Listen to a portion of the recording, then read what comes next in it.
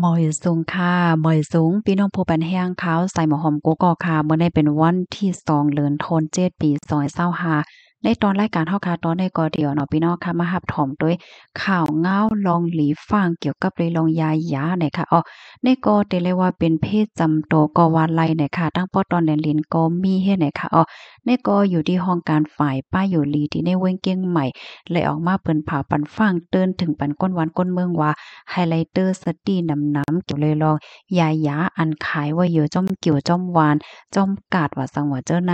เมื่อวันที่1เดือนธันวาคมที่7ปี2025ในอยู่ที่ห้องการฝ่ายป้าอยู่ลีดีเว้งเกี้ยงใหม่ค่ะในก็ไล่ออกมาเปิ้นแผ่คลิปแนตถึงก้นวันก้นเมืองนั่นขนาดน้อยย้อนเปว่ามีเจ้าหน้าที่ฝ่ายจอยเถียมในเอิงวันเปิ้นตีในขาคบทบหันก้นขายยายาอันในเฮ็ดจังแนวเนาะเขาได้เอายายาในใส่ซ่าเสียก็ไปขายจ้อมเกี่ยวจ้อมวานให้แหน่นะยายาเจ้าในพ่องย่ำเหลียวในคบทบหันว่าขายไว้อยู่จ้อมเกี่ยวจ้อมวานจ้อมห้องยายอกอปางหมาสาปางป้อยแขกหลีปังจ้าไหลเจ้าในเฮ็ดไหนคะยายาอันได้ได้กอจังหนังตีฮู้กันค่ะเนาะว่ามันมีไว้มันรอไว้สารสเตียรอยด์เฮ็ดจังไหนค่ะยาอันในมันเป็นพองเป็นเม็ดค่ะเขาก็ได้ลาดว่า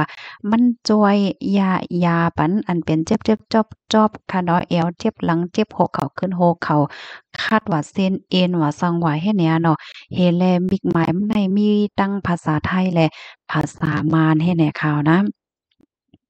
หรือเห็นนั่นเนี่ยยังคบทบหันป้าเขาขายในคณะ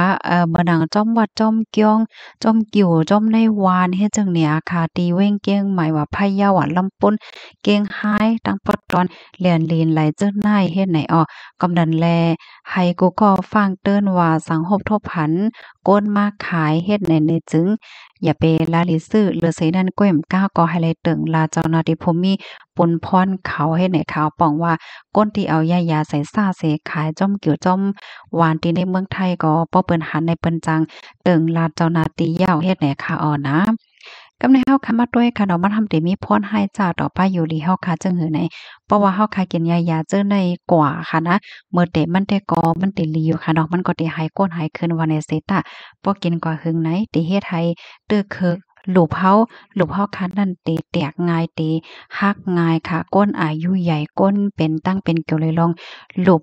ก้นตีอันป้าอยู่ลีอำป้อกินแข็งเลยเจ้าไหนในหาเลยเงิงแวอย่าไปกินยาอันไหนค่ะเพราะว่ากินหึงในได้ก็แน่นอนค่ะเนาะมันติตึกเคิกดอกป้าอยู่ลีเฮาคาแต่นั่นยาวเลยค่ะกับในแทงอันหนึงก็มันติเฮ็ดให้เฮาคาโอนโน่นง่ายค่ะแขนขามีเอ็นมีแห้งค่ะเนาะโหเข่าขึ้นโหเข่าคัด เจ็บจมเลือดจมโตโหใจเตียนไว้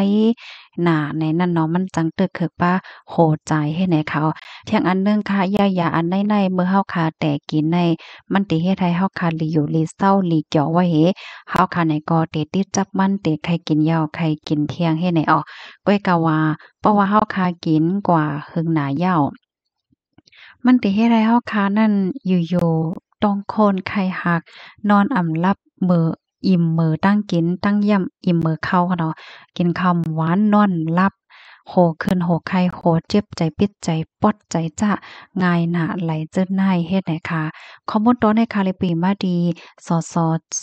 สเนี่ยค่ะเนาะข่าวและข่าวสดออกไว้เนี่ยค่ะในกอหนังหือพี่น้องค่ะได้ไลรับถ่อมไลรับฮู้แลจังไลฟังกันนำนั่นก็จอยกันสะเปิ้นแพ่แชร์ก่อนนำเสกกัมเนี่ยค่ะเนาะเงินก็เงินเฮาเฮเฮาค่าเนี่ยก็ซื้อมาเนี่ยก็สั่งถกมันติตื้อต่อไปอยู่ลีเฮาเนี่ยค่ะเนาะยาอันว่าได้ป้อให้ลีได้ก็กว่าหาหมอยาเขาทัดด้วยเหี่ยวเหเฮาค่ะเป็นตั้งเป็นหังก็ให้หมอเขาสั่งเอายาปันเฮานั้นเต็ดหลอดเพ